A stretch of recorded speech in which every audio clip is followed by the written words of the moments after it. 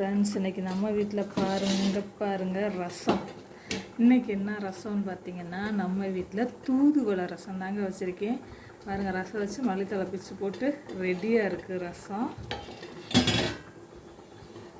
அது தொட்டுக்க பாருங்கள், சிக்கன் குழம்பு வச்சுருக்கோம். ஆனால் நம்ம மக்களுக்கு இந்த சிக்கன் குழம்புல இருக்க சிக்கன் பிடிக்காது, நம்ம பாப்பாங்களுக்கு.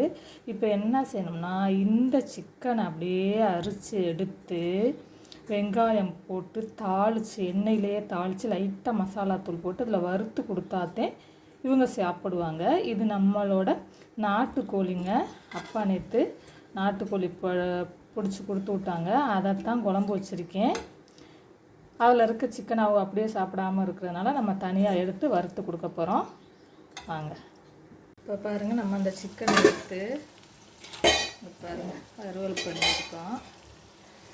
பாருங்கள், அந்த கறி குழம்புல இருந்த சிக்கனை எடுத்து வறுத்துருக்கோம். பாருங்கள், இப்படி வச்சு கொடுத்தா தான் நம்ம பாப்பாங்களுக்கு பிடிக்கும்.